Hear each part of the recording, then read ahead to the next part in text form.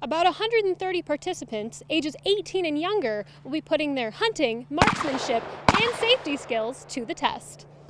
For the kids here today, it's all about having a carefree day of fun. Do you feel you've paid too much for a generic prescription drug? Well, Steuben County lawmakers agree, which is why they've joined a class action lawsuit over unfair drug prices. Now, the doors to the church are not always open, but if you do find you need something, you can call either of the numbers right here, and someone will come and help you get access to the pantry. For now, reporting in Corning, Lexie Cutmore, WENY News.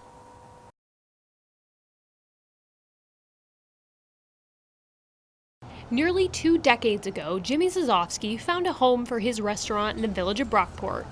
Since then, Jimmy Z's Plates and Shakes has gone from an empty room on Main Street to one of the most popular restaurants in town. Zazovsky says growing up in Rochester, working in his family's diner, and having creative ideas of his own inspired him to open a restaurant. So for me, it was like doing a late night concept. The plate thing, honestly, I was brought up with hot sauce, but not plates. I was put on burgers and hots. Same exact concept, the meat hot. Except my grandfather had a restaurant in the city of Rochester called the Tip Top, and they were same thing, 24/7. Kind of like basically like the East Side Tahoes, except they didn't do plates. They did everything else the Tahoes did except for the plates. Garbage plates are a staple of the Rochester area, but what keeps people coming back to Jimmy Z's are the creations he comes up with on his own. Like there's no drawing board to creating items. All our items are very, very organically created. I don't just sit there. I can't just sit there and force myself to think of something.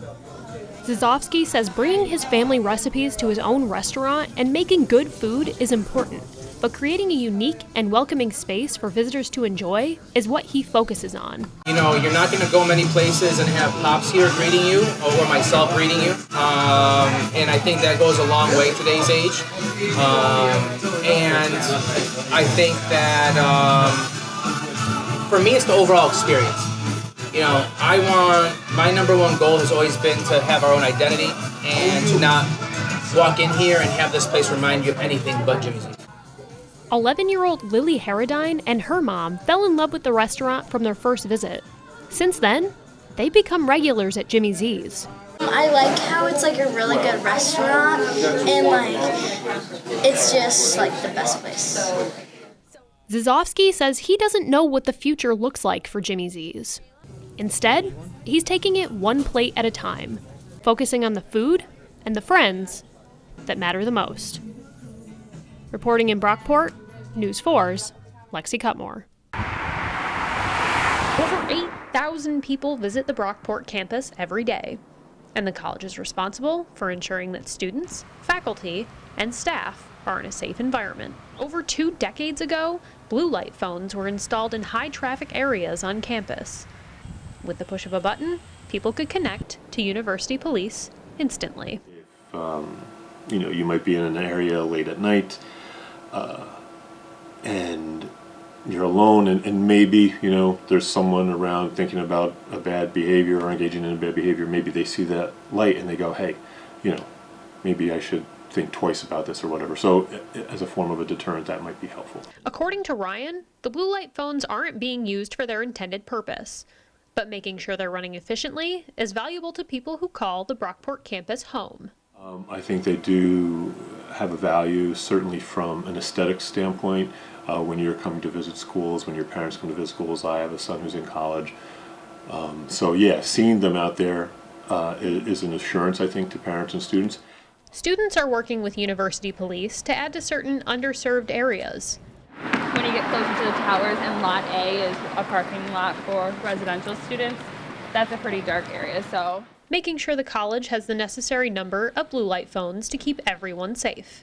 No, I definitely think that there are spaces where more blue light phones could be added because they are a little far apart. I don't know specifically what is the range for having, like, in feet or whatever it is, to have them, the distance between them, but I think that there are definitely spots where there could be more added.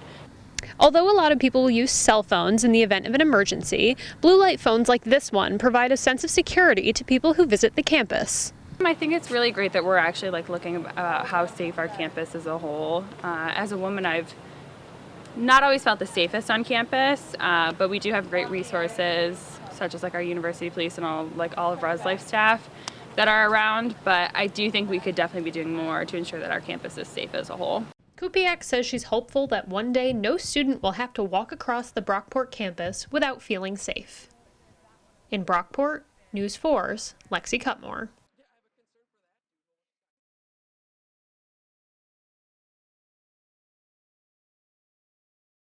Well, if you're driving late at night, you might want to slow down and be on the lookout for wildlife. New York State DMV and DEC are reminding drivers to stay alert for deer and moose.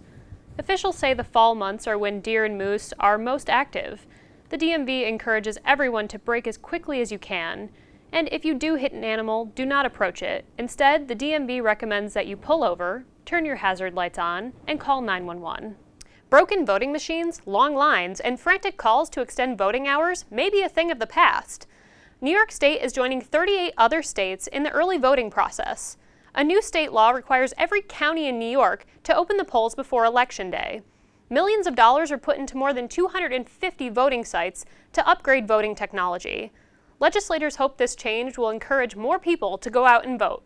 Early voting will begin on Saturday, October 26th, and continue through Sunday, November 3rd. If you're under the age of 21 and smoke tobacco or nicotine products, you may be in for a shock. On Wednesday, the legal age to purchase tobacco products changed from 18 to 21. Legislators say this change could help curb teen consumption of tobacco. The bill passed in July, but didn't go into effect until 120 days later to allow retailers and the general public time to adjust. Governor Cuomo signed this law in July, and many other states are not too far behind New York.